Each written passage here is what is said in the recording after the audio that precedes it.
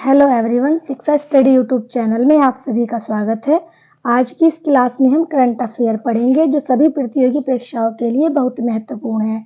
देख लेते हैं। पहला प्रश्न है हमारा, हाल ही में रूस के राष्ट्रपति पद पर 6 साल के नए कार्यकाल के लिए किसने शपथ ली है? Option A Vladimir Putin, option B Stalin, option C Jose Raul, option D Alexei Navalny. तो हाल ही में रूस के राष्ट्रपति पद पर जो है वो व्लादिमीर पुतिन ने शपथ ली है। ऑप्शन ए हमारा सही है। और ये व्लादिमीर पुतिन जो है ये 6 साल के लिए इस पद पर रहेंगे और ये 5वीं बार है जब इन्होंने शपथ ली है। इससे पहले वो 4 बार रूस के राष्ट्रपति रह चुके हैं और जो इनका कार्यकाल है वो सेकंड सबसे अधिक कार्यकाल वाले राष्ट्रपति हैं और जो फर्स्ट कार्यकाल था वो स्टालिन का था, सबसे अधिक कार्यकाल रूस के राष्ट्रपति पद पर। और जो ये अलेक्सी नवलेनी हैं ये विपक्षी उम्मीदवार थे व्लादिमीर पुतिन के। अब रसिया के बारे में देख लेते हैं। रूस जो है ये एरिया वाइज फर्स्ट सबसे बड़ी कंट्री है और रूस की कैपिटल मॉस्को है। उसकी करेंसी जो है वो रूबल है और रूस जो है एशिया और यूरोप दोनों महाद्वीप में स्थित है। अगला प्रश्न देख लेते हैं। अगला प्रश्न है हमारा,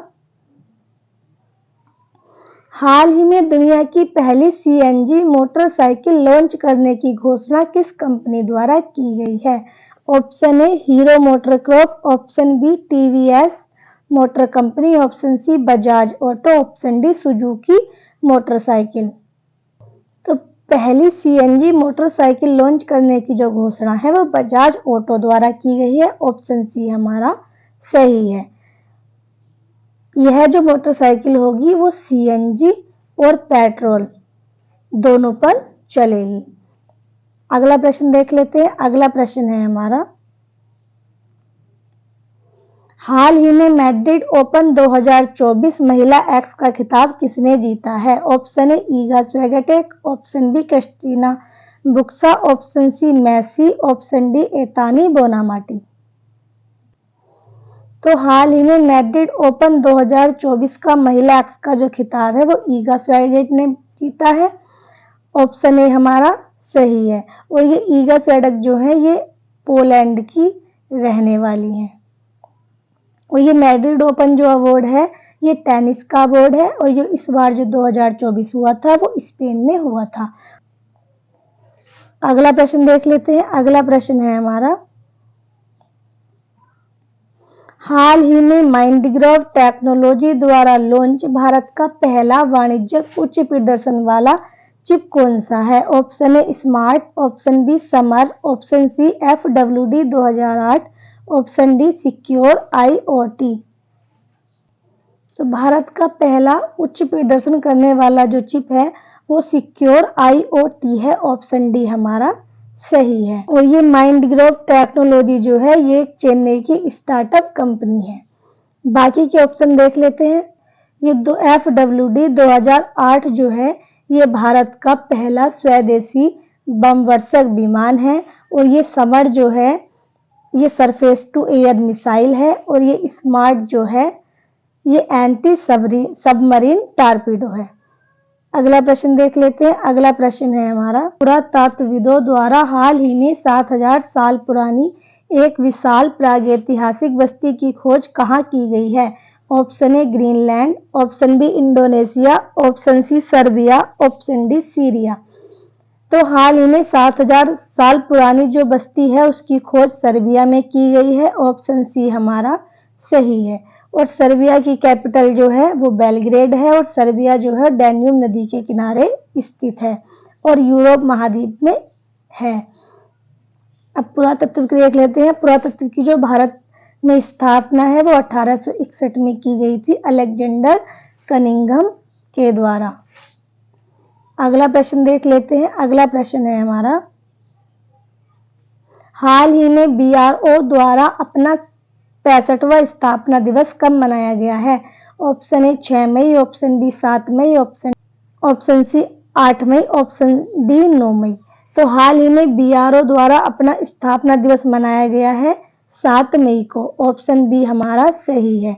और ये इसका 65वां स्थापना दिवस है और बीआरओ की जो स्थापना है वो 7 मई 1960 में की गई थी और इसका जो हेड है वो रघु श्रीनिवासन है और ये बीआरओ जो संगठन है ये रक्षा मंत्रालय के अधीन है। अगला प्रश्न देख लेते हैं। अगला प्रश्न है हमारा, हाल ही में स्कूल ऑन व्हील्स पहल का उद्घाटन कहां पर किया गया है? Option A Mizoram, option B Tripura, option C Manipur, option D Nagaland. तो हाल ही में स्कूल ऑन व्हील्स का उद्घाटन जो है वो मणिपुर में किया गया है। ऑप्शन सी हमारा सही है। और ये उद्घाटन जो है वो अनुसुईया उइके द्वारा इसकी शुरुआत की गई है और ये अनुसुईया उइके जो है ये मणिपुर की गवर्नर हैं और जो मणिपुर के सीएम हैं वो एन वीरेंद्र सिंह है और मणिपुर की जो स्थापना थी वो 21 जनवरी 1972 में की गई थी। ये थे हमारे आज की करंट अफेयर के प्रश्न। अब कल के करंट अफेयर के प्रश्नों का हम रिवीजन कर लेते हैं। पहला प्रश्न है हमारा, सुनीता विलियम्स अंतरिक्ष में उड़ान भरने के लिए तैयार है। इससे पहले वे कितनी बार अंतरिक्ष की यात्रा कर चुकी हैं? तो वो इससे पहले 2 बार अंतरिक्ष की यात्रा कर चुकी हैं। ऑप्शन बी हमारा सही है। अब वो तीसरी बार होगा जब ये उड़ान भरेंगी।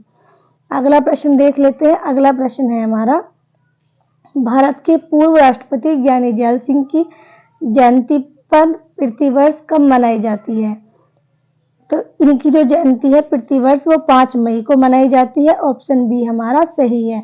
और ये ज्ञानी जैल सिंह जो थे ये भारत के 7वें नंबर के राष्ट्रपति रह चुके हैं। अगला प्रश्न देख लेते हैं। अगला प्रश्न है हमारा, इंटरनेशनल इलेक्शन विजिटर्स प्रोग्राम के तहत भारत ने कितने देश के चुनाव प्रबंध निकायों को आमंत्रित किया है?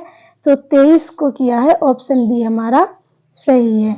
अगला प्रश्न देख लेते हैं। अगला प्रश्न है हमारा, आईसीसी महिला T20 विश्व कप 2024 का आयोजन किस देश में किया जाएगा?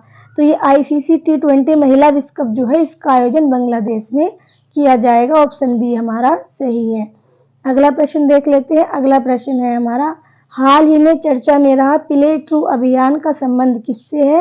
तो इसका संबंध नाडा से है। ऑप्शन ए हमारा सही है।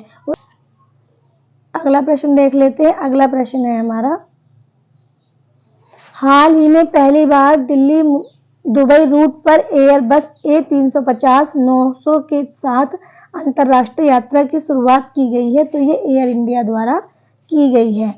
अगला प्रश्न देख लेते हैं। अगला प्रश्न है हमारा, हाल ही में 2034 तक परिपक्व होने वाले फ्लोटिंग रेट ब्रांड किसने लॉन्च किया है?